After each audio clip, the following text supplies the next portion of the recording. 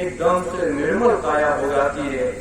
जैसे हम आप इस शरीर को साफ करने के लिए स्नान करते हैं, साबुन लगाते हैं और हमारा शरीर निर्मल हो जाता है, उसी तरीके से जो ये अंतर मन है, उस अंतर मन को निर्मल करने के लिए, आत्मा रूपी परमात्मा से मिलने के लिए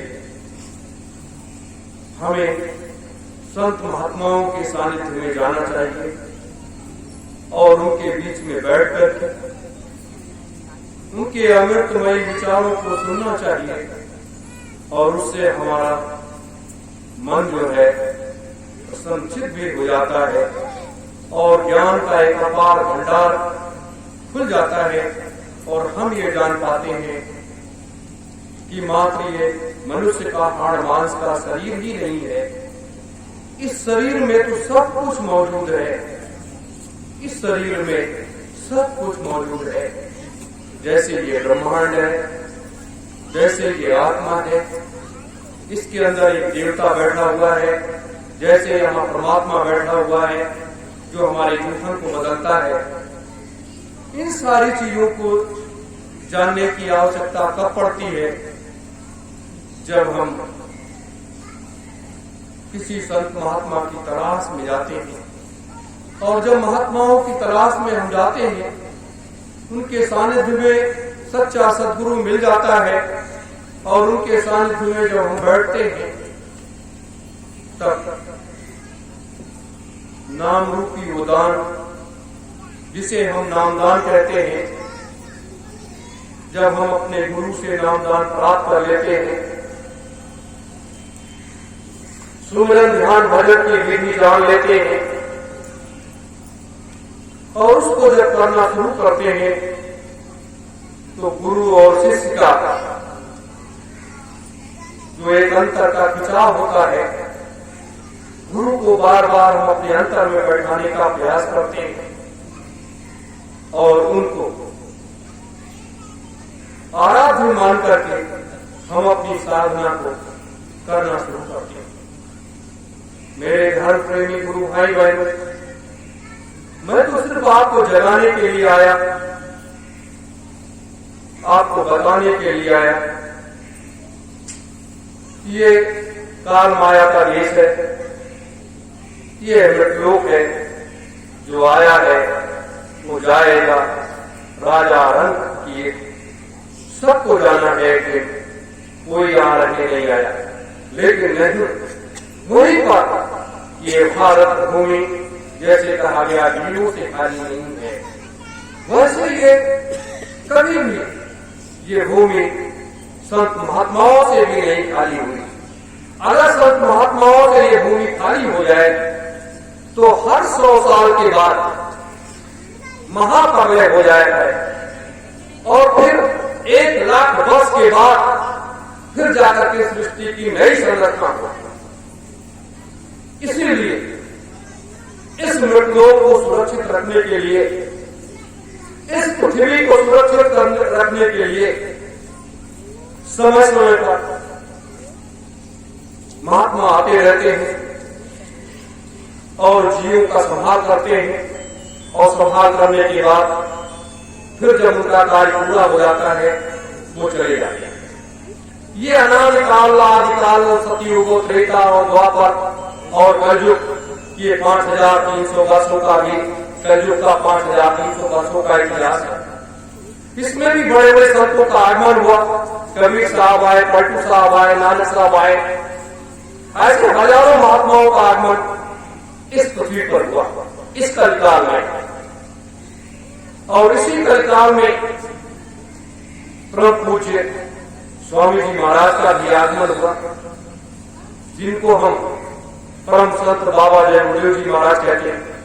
उनका भी आगमन इसी मृतलोक में, इसी कलिकाल में हुआ।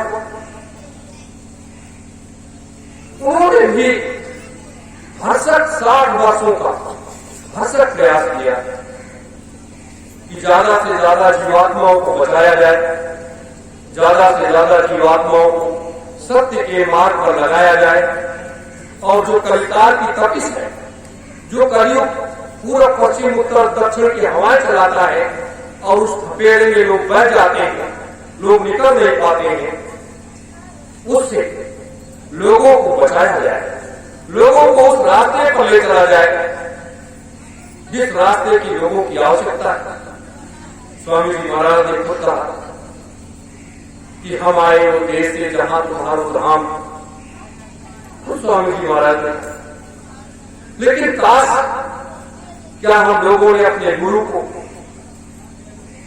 पहचान पाए, मात्र ये देखा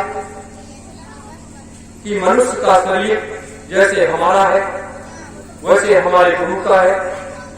फर्क इतना है कि वो सफेद वस्त्र पहनते हैं, दाढ़ी रखे हुए हैं, साफा बांधते हैं और मंच पर बैठ करके सत्संग सुनाते हैं और नाम दान देते हैं और आत्मा और परमात्मा का भेद कराते हैं। मात्र व्यक्ति ने इतना ही सोचा, इतना ही अर्थ माना, लेकिन ये नहीं, जो भी आएगा इस लोक में वो मनुष्य के ही शरीर में आएगा, कोई दूसरे जीवों के शरीर में वो नहीं आएगा, क्योंकि दूसरे के जीवों के शरीर में अगर वो आएगा तो उसको मनुष्य रूपी जीव जो है, हम आप जो मनुष्य रूपी जीव हैं, उसको स्वीकार नहीं करेंगे। तो ऐसी स्थिति में वो मनुष्य के रूप में ही तो आएगा। जैसे हम आप मां के घर में 9 महीने उठे बैठे रहते हैं, वैसे वो परमात्मा भी जब आना होता है, वो महात्मा भी आना होता है, वो भी मां के घर में 9 महीने वैसे रहता है, उतने कष्टों को भोगता है जितने हम लोग भोग करके इस लोक में आए। तो ऐसी स्थिति में, ऐसे समय में, लेकिन हाँ, वो जब भी आते हैं, ऐसे महापुरुष जब भी आते हैं तो उनके अंदर अपार शक्ति का संचार रहता है, उनका तीसरा नेत्र खुला रहता है, उनका तीसरा नेत्र खुला रहता है और वो मात्र इसी कार्य के लिए आते हैं। मेरे धर्म प्रेमी गुरु भाई बहनों, कबीर साहब जब आए तो उस समय मुगलों का साम्राज्य था, हिंदू और मुसलमान बड़े पैमाने पर लड़ रहे थे, लोग संघर्ष कर रहे थे और उस अत्याचारों पापाचार से कोई रास्ता देने वाला नहीं था। लेकिन जब कबीर साहब आए और उन्होंने जब अलग जगाई, आत्मा और परमात्मा का भेद बताया और वो मार्ग बताया कि जहां से हम आप आए, बहुत बड़ा एक लोगों में बदलाव आया। लोग उनके साथ लग लिए, लोग उनके साथ लग लिए, लाखों लाखों जीवात्माओं का उन्होंने उद्धार किया और करोड़ों जीवात्माओं को एक नया मार्ग दे दिया। और जब उनका सारा कार्य पूरा हो गया, वो यहां चले। उसी तरीके से प्रभु पूज्य स्वामी जी महाराज इस मृतलोक में आए। 60 वर्षों का उनका अथक मेहनत रहा। मेरे धर्म प्रेमी गुरु भाई बहनों, हमें आपको ये समझना चाहिए कि जो भी इस मृतलोक में आया है वो मानव कल्याण के लिए आया है, मानवता की रक्षा के लिए आया है। और इस पृथ्वी को, जो ये पृथ्वी मां है हमारी, ये पाप से जब बोझिल हो जाती है, कराहने लगती है, चिल्लाने लगती है, तब कोई ना कोई महापुरुष, कोई ना कोई महाशक्ति इस मृतलोक में अवतरित होती है। ये आप जैसे सतयुग में हरिश्चंद्र जी आए, त्रेता में रामचंद्र जी आए, द्वापर में कृष्ण जी आए, लेकिन इन 3 युगों में हजारों नहीं लाखों महात्माओं का एक विशाल संगम रहा है। हिमालय की गुफाओं से लेकर के तो पूरी दुनिया में महात्माओं का एक अलग एक व्यवस्था थी। और जब समय उनके ऊपर अत्याचार होने लगा तो उन्होंने आवाहन किया और वो शक्तियां इस मृतलोक में अवतरित होकर के चली आई और उन्होंने अपना काम किया। और काम किसके आदेश से किया? गुरु के आदेश से किया। ये मृतलोक है, यहाँ की मर्यादा है, यहाँ की एक व्यवस्था है। मेरे घर प्रेमी गुरु भाई बहनों, यहाँ की एक व्यवस्था है।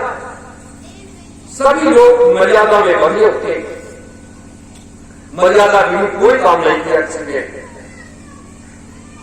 तो ऐसी स्थिति में, ऐसी परिस्थिति में आप लोगों को नहीं मालूम है, राजा हरिश्चंद्र जी सत्य को कायम रखने के लिए कितनी बड़ी परीक्षा से गुजरना पड़ा। विश्वामित्र जी ने कितनी बड़ी परीक्षा ली और इतनी बड़ी परीक्षा आज किसी से कह दिया जाए, आज कोई भी व्यक्ति देने के लिए जल्दी तैयार नहीं। ये अपना राजपाट दे दिया, अपने को बेच दिया, अपनी पत्नी को बेच दिया और मरघट पर जाकर के, लेकिन मरघट पर जाकर के उन्होंने उस शमशान घाट पर बैठ करके ऐसे बैठ गए और बैठ करके उस परमात्मा को याद करने लगे। उस महामंत्र को उन्होंने कुंडली बना लिया और उसी में वो लीन हो गए, सोते जागते उठते बैठते 24 घंटे कि सत्य को इस पृथ्वी पर कैसे कायम किया जाए, सत्य को इस पृथ्वी पर कैसे कायम किया जाए। आप जानते हैं अनादिकाल आदिकाल सतयुग त्रेता द्वापर ऐसे महामंत्रों की व्याख्या हुई है कि जिसके बाद से लोगों ने इस पृथ्वी को ऐसे टाल लिया।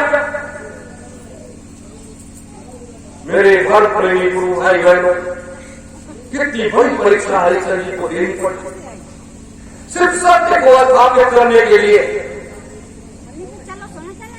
और वही सत्य दूसरा आया, त्रेता में आया। सिर्फ क्या था त्रेता में? आप जानते हैं भगवान श्री राम का अवतार जो हुआ वो किसके लिए हुआ? मात्र माता अहिल।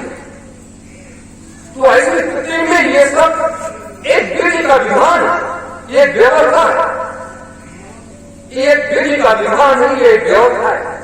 जैसे प्रभु स्वामी जी महाराज ने कहा कि कलयुग में कलयुग जाएगा और कलयुग में 1000 वर्ष के लिए सतयुग आएगा।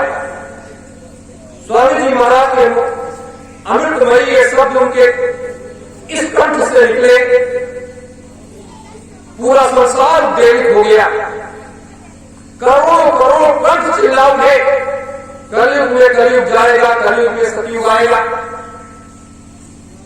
लेकिन स्वामी जी महाराज तो मथुरा आश्रम छोड़ करके चले गए, लेकिन कलयुग में कलयुग गया नहीं, कलयुग में सतयुग आया नहीं और स्वामी जी महाराज मथुरा आश्रम छोड़ करके चले गए। संत वचन पलटे नहीं, पलट जाए ब्रह्मांड। आज वो शब्द अपने गुरु भाइयों के बीच से कहां गायब हो गया? जो लोग मंच पर बैठ करके इस बात को कहते थे कि संत वचन पलटे नहीं, पलट जाए ब्रह्मांड। आज वही लोग पूज्य गुरुदेव को स्वामी जी महाराज झूठा साबित करने के लिए लगे। मेरे घर प्रेमी गुरु भाई बहनों, जो महात्मा होते हैं, जो पूर्ण संत होते हैं, वो कभी भी झूठ नहीं बोलते हैं। कभी भी एक भी शब्द वो झूठ नहीं बोलते हैं। झूठ उनके तलवे में दबा रहता है,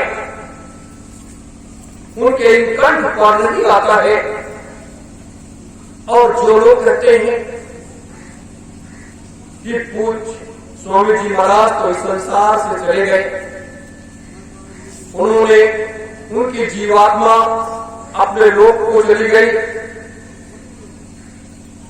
वो लोग भी, उन लोगों को मैं कहता हूं, उनको आध्यात्मिक ज्ञान नहीं है। उन्होंने पूज्य स्वामी जी महाराज के उन रूहानी सत्संगों को सुना नहीं है, ध्यान से नहीं सुना है और गुरु को अपने अंतर में आत्मसात नहीं किया है।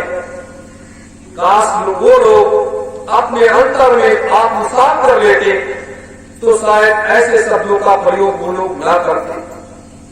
मेरे धर्म प्रेमी गुरु भाई बहनों,